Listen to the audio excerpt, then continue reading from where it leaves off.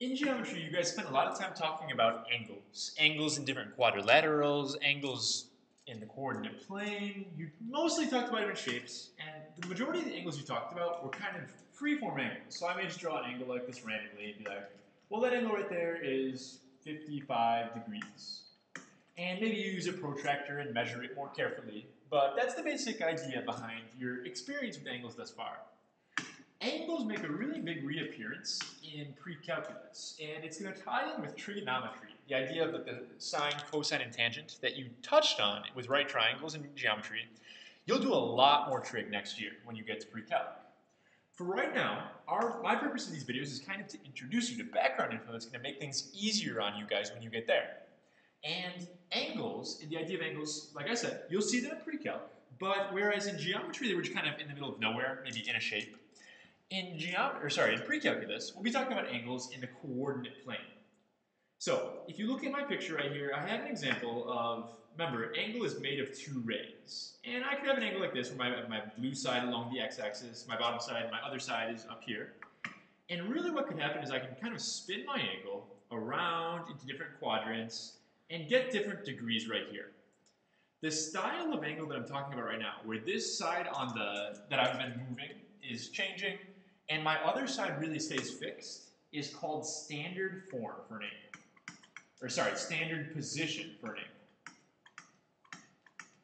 So when an angle is in standard position, there are two rays that make the angle. You have one ray is fixed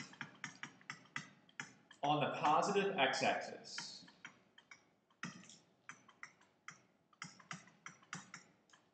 And the vertex of the angle is at the origin. So this side right here, which I will highlight in yellow so you guys can kind of see it, didn't move when I was manipulating the angles right there. This side is fixed in place. You don't move that. It's always on the positive x-axis. I have my origin right here. That's where the origin is the vertex of my angle. And the only thing I'm really messing with is my remaining side. So I'm going to, this side can move right here and you can get different angles and so on. Little more vocab on this slide before I move on to the next one. The side that doesn't move is called the initial side. And the other side on your angle, the one that you are going to be manipulating, is called the terminal side. Terminal as in like ending. So this side right here is called the terminal side of your angle. And in a second, I'm going to go ahead and erase all this, give myself a little more space to work. So I'm going to show you one more thing on this picture. But these are some vocab words. We have three. We have standard position, we have the terminal side of an angle, and we have the initial side of the angle. Now, earlier I was moving my angle and showing you how different things can happen with that when we're moving our angle around. There are two directions you could conceivably move your angle, obviously. You could go in a clockwise rotation, such as this, and make angles this way. You can also go in a counterclockwise position, that being the opposite like this. And depending on which direction you go, there's a big difference in how you're talking about your angle. The default direction that you're going to be going is actually counterclockwise. This direction I'm showing you right here. So angles will typically go in this direction. So your default direction is going to be counterclockwise. So it's almost counterintuitive that you would be going in that direction, because most times when you think about how a clock moves, you would think you would go the other way. But counterclockwise is going to be the direction we will go, and that is represented by a positive degree measure. So as you guys remembered, oops, that's not supposed to happen. As you guys remembered, let's see, in geometry, that would be a 90-degree angle, assuming it was perfectly vertical. That's a 90-degree angle right there. So what you would usually do to show that is you'll draw some sort of an arrow like this, and then you'll put the degree measure, typically here, sometimes off to the side, but that is a positive 90-degree angle, like it's shown right now. If I were to move it a little further, get rid of my 90 here, and maybe I decide I wanted to make my angle like this, that might be a positive 110 degrees, or something like that. If I decided to send my angle this way, and I was looking at how it moved down, like this, that would be a negative degree measure for my angle. So this might be, just by eyeballing it, maybe a negative 60-degree angle.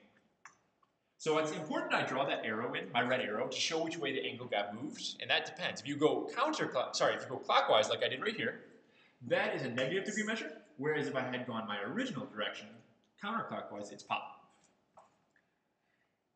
To wrap up this first video, I wanted to show you guys something that you hopefully know back from geometry, but just as a quick refresher of different angles that are good to know. First of all, we have our good old initial side right here. The initial side does not move. That's locked in place. Based on that side right there, if you go 90 degrees to right here, so if you go in this direction, 90 degrees, that's 90 degrees, right angle. If you go all the way to here, that's 180 degrees. Straight line, thinking back to geometry again. And if you go all the way to here, that's going to be 270 degrees. Now a full circle, which hopefully, again, you've seen before. If you go all the way around, my picture's getting kind of overwhelming here, that's a full 360 degrees. You went in a complete circle, that's 360 degrees. Let me erase that and show some more good angles to know. Now, I'm not actually going to write all these out, but the same logic applies if you go clockwise. Like if you would have drawn your angle, your terminal side down here, usually you won't even bother drawing the initial side. You'll just draw the terminal side like this, and you might go like that. You would say this is a negative 90-degree angle, and you have negative 180 right here, negative 270, and so on. Now, in terms of just knowing, like being able to estimate right here, 90 degrees is right up, straight and down. That means that halfway, if I chop it in half right there, that would be a 45-degree angle. So if I were to do the same thing, but over here, I've got my full 90 already. That would be, plus another 45, that'd be a 135-degree angle. And you can kind of work your way through like that. So like, okay, maybe I saw an angle down there. And I asked you how many degrees that was. First of all, you need to know which direction I'm looking at. Am I going counterclockwise? If so, well, we got 90 from that, 90, full 90, and this looks about 45. So if I was eyeballing this angle, I would call it 270 and 45. Ooh, that's 315. So I would say that looks like a 315-degree angle if I'm going that way. Whereas if I was just going this way, that would be a negative 45-degree angle. So being able to manipulate different angles like that is pretty key. And in the next video, I'm going to show you how you can actually do this with a little bit of information given in a problem.